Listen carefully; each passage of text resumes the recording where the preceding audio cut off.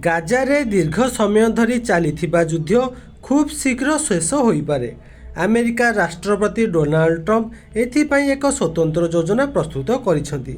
ନରେନ୍ଦ୍ର ମୋଦି ମଙ୍ଗଳବାର 30 ସେପ୍ଟେମ୍ବର ଟ୍ରମ୍ପଙ୍କ ଏହି ଯୋଜନାକୁ ସ୍ୱାଗତ କରିଛନ୍ତି।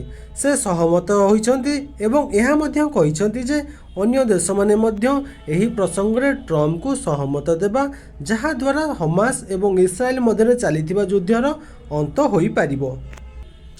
ପ୍ରଧାନମନ୍ତ୍ରୀ ମୋଦି ଏକ୍ସ ମାଧ୍ୟମରେ କହିଛନ୍ତି, ଆମେ ଗାଜା ସଂଘର୍ଷ ସମାପ୍ତ କରିବା ପାଇଁ ରାଷ୍ଟ୍ରପତି ଡୋନାଲ୍ଡ ଟ୍ରମ୍ପଙ୍କ ଯୋଜନାକୁ ସ୍ୱାଗତ କରୁଛୁ।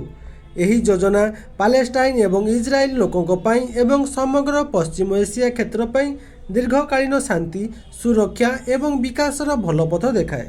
ଆମେ ଆଶା କରୁଛୁ ଯେ ସମ୍ପୃକ୍ତ ପକ୍ଷ ସଂଘର୍ଷ ସମାପ୍ତ କରିବା ଏବଂ ଶାନ୍ତି ପ୍ରତିଷ୍ଠା କରିବା ଟ୍ରମ୍ପଙ୍କ ପଦକ୍ଷେପକୁ ସମର୍ଥନ କରିବା। ଡେଲି ବେସିକ୍ରେ ଭିଡ଼ିଓ ଦେଖିବାକୁ ଚାହୁଁଛନ୍ତି ଆପଣମାନେ ଚ୍ୟାନେଲକୁ ଏବେ ହିଁ ସବସ୍କ୍ରାଇବ୍ କରିଦିଅନ୍ତୁ। ଜୟ ଜଗନ୍ନାଥ।